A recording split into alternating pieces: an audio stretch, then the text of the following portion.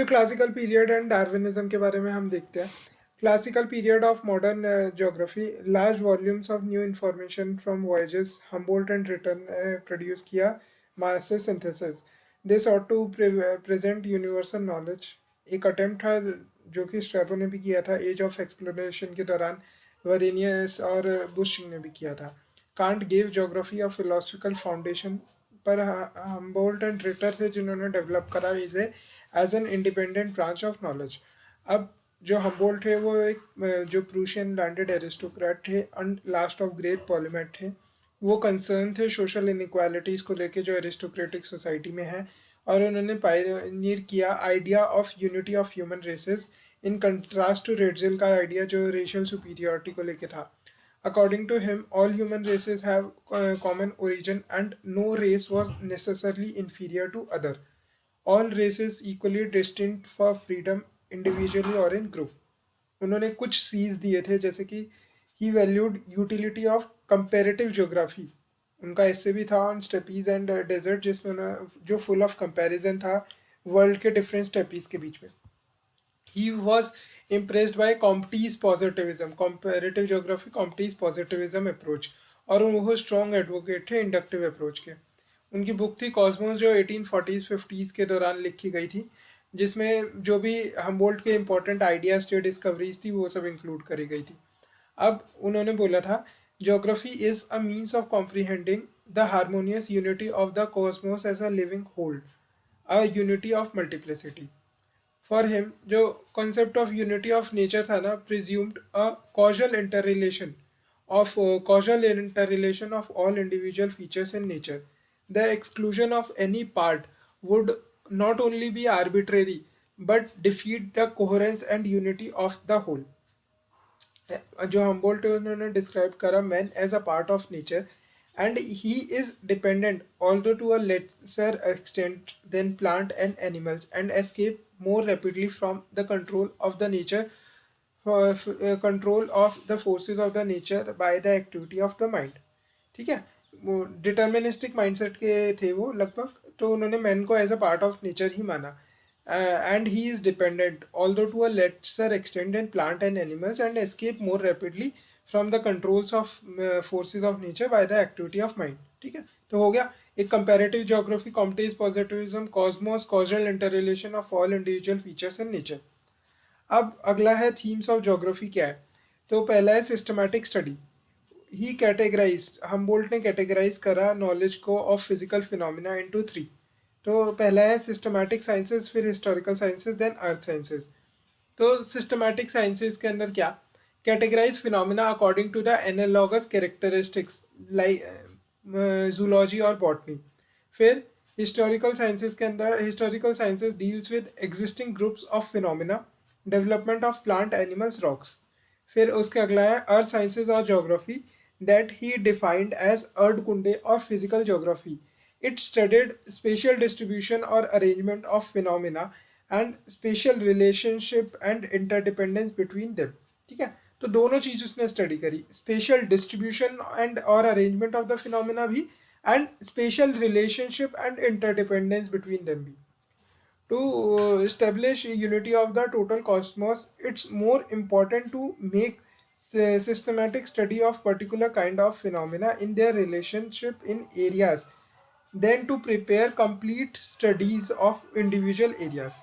ठीक है, जो कॉस्मोस की टोटल यूनिटी इस्टेब्लिश करने के लिए ना, ये ज़्यादा ज़रूरी है to make systematic studies of particular kind of phenomena in their interrelationship to the areas than to prepare कि एक ही इंडिविजुअल एरिया की आप कंप्लीट स्टडी करो।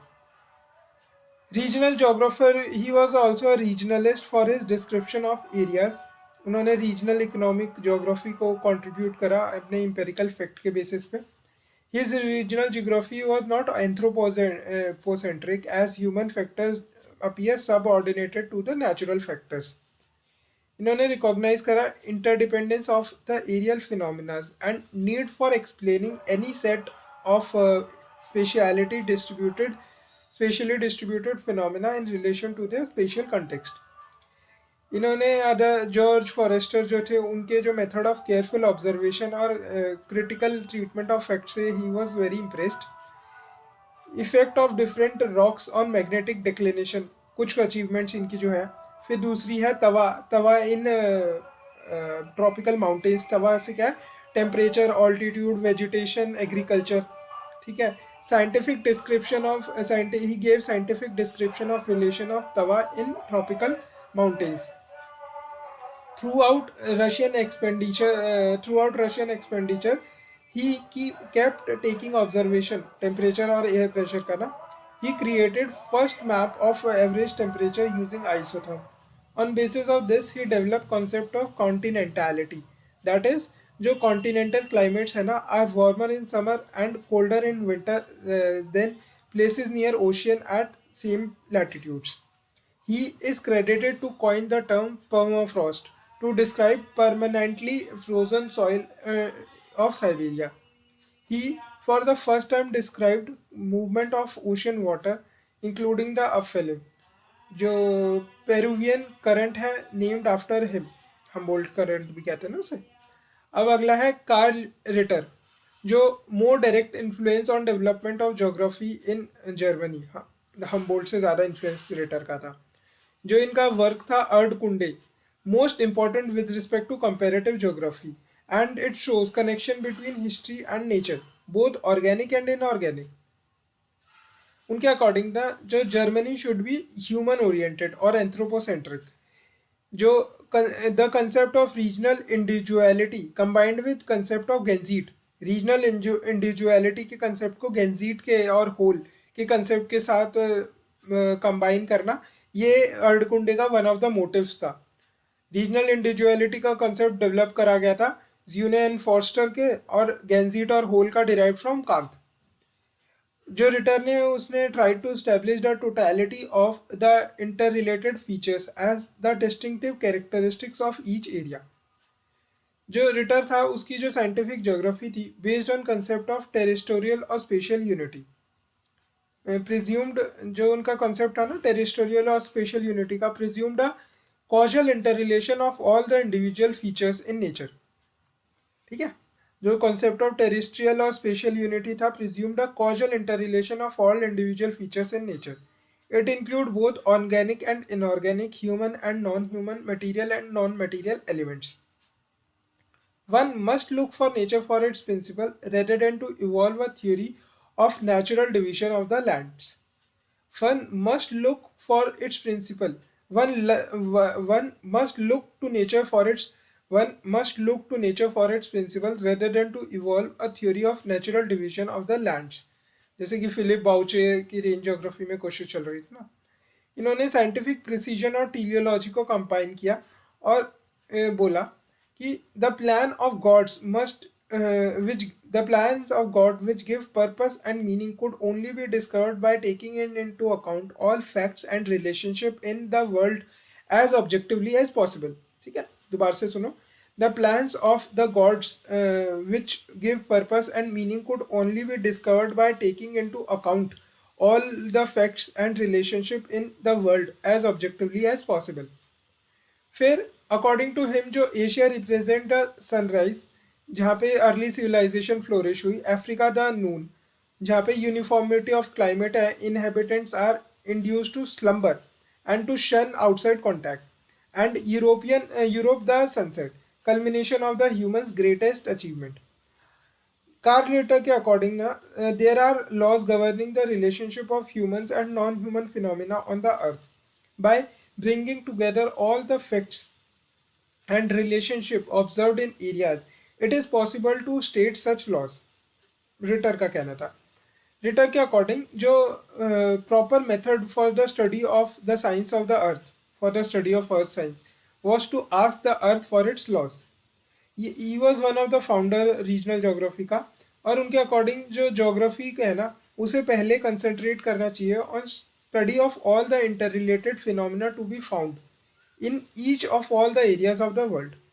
ठीक है, पहले study of all interrelated phenomena to be found in each of all the areas of the world, and then on their basis system, and then on their basis systematic study on relation of individual type of phenomena.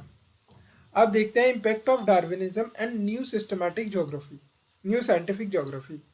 अब जो classical period था, classical period terminating with death of Humboldt and Ritter and publication of Charles Darwin की किताब origin of species 1859 में, foundation of the Ritter approach was gradually replaced by a materialistic scientific philosophy which emphasized natural laws, causality, mechanical rather than teleological explanation. New scientific methods जो थे वो hypothetic deductive methodology थी, जिसने replace करा था inductive teleological philosophy जो Ritter की थी ना। अब स्टोडार्ट का suggest 4 main themes for Darwin's work as significant contribution to contemporary geographical thoughts. पहला उसका जो idea of the change through time और इवोल्यूशन था, उसमें 4D approach, Darwin Davis Douglas Derwent. तो डार्विन्स की जो सब्सिडेंस थ्योरी थी कोरल रीफ की, जो 1837 में उसने दी। फिर डेविस की जो जियोग्राफिकल साइकिल्स थी वो। फिर F E Clement occupy in plant ecology a similar position as Davis in geomorphology. फिर जो डरविंट विटलसी था idea, Derwent Whittlesey's idea of sequent occupance and compage. फिर कार्लसॉर एंड बर्कली स्कूल का जो कल्चरल डिटर्मिनिज्म था ना। अब फिर है Douglas Marbut applied Davisian paradigm in his soil studies and classified soil as young और मेच्योर।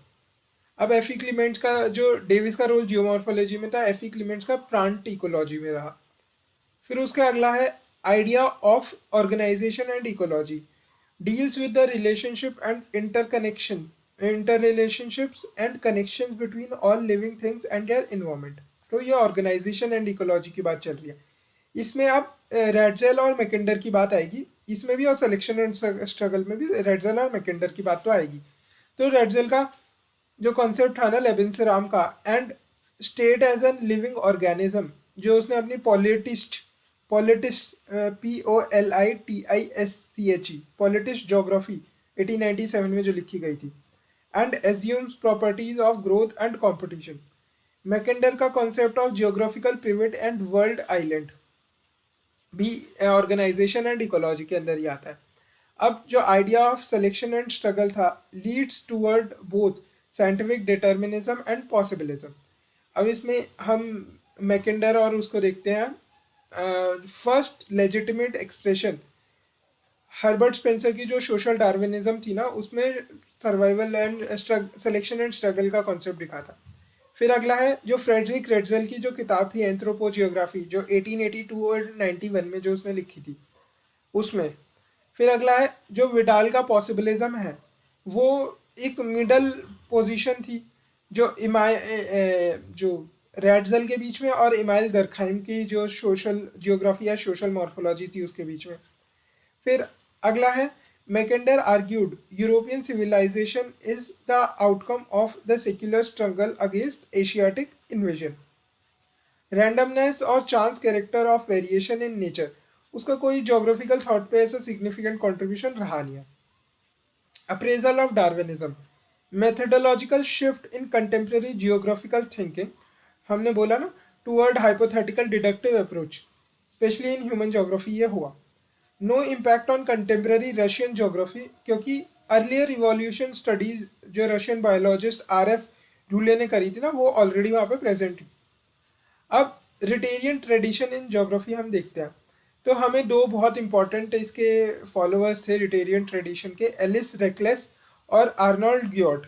एलिस रेकलेस क्या फ्रांस में था, आर्नोल्ड ग्योट कहाँ था, ये अमेरिका में था। ठीक है। अब contribution of Ritter incomplete without discussion of his disciples Elisee Reclus and Arnold Guyot. ठीक है। अब एलिस रेकलेस जो था एक्टिव पीपल ऑफ रिटर था, पर वो हिस्ट्री और टीलियोलॉजी की तरफ लेस लीन करता था। रिटर की जो अर्धकुंडे थी वो तो connection between history and nature show ही कर रही थी अर्धकुंडे, बट हिस्ट्री और टीलियोलॉजी की तरफ एलिस रेकलेस का झुकाव नहीं था। ये फ्रेंच जोग्राफर था और एक एनार्किस्ट था, रेकलेस था ना। तो ये reckless destruction exploitation of nature, reckless destructive exploitation के बारे में ये बात करेगा, क्योंकि रेकलेस था, एनार्किस्ट था. Like Humboldt and Ritter, he also believed in harmony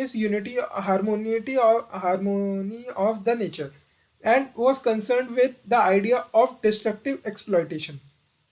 उसके अकॉर्डिंग जो ह्यूमंस थे उन्होंने अपसेट किया है balance of the nature by destroying natural plants and wild life, wild animals, and replace them with his own cultivated crops and domesticated animals.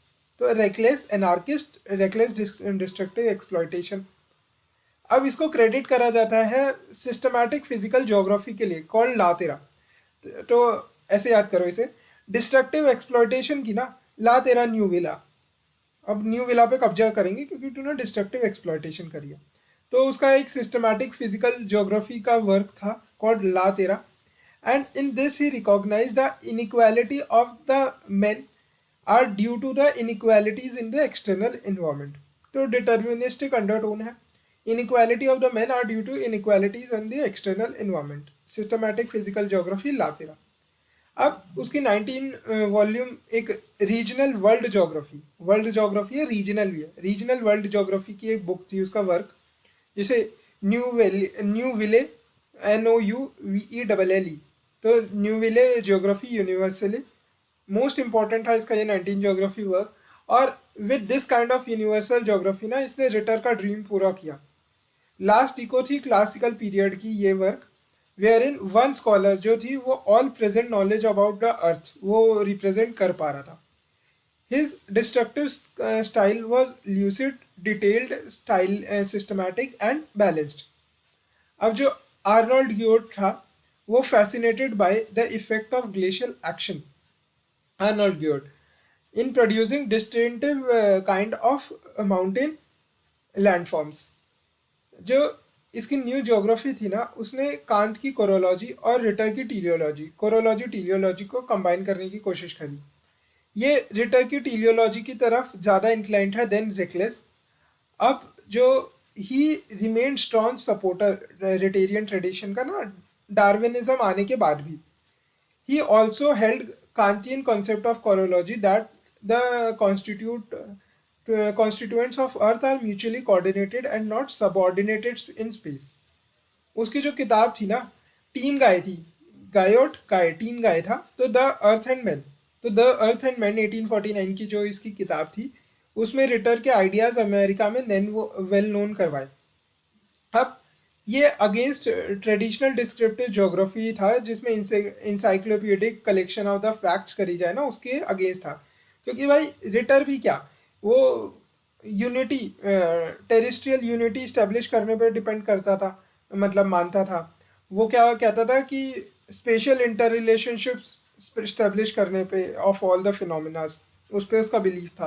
तो ये भी इंसाइक्लोपीडिक collection of facts में मानता नहीं था. पर 1880 के बाद his new geography lost much credibility as his philosophical basis was discredited in light of Darwinism. ठीक है. अब तो ये वाला टॉपिक अब हमने कर लिया. अब modern geography, German thoughts, school of thought हम बाद में पढ़ेंगे. ठीक है. तो हमने इसमें काफ़ी सारी चीज़ें देख ली.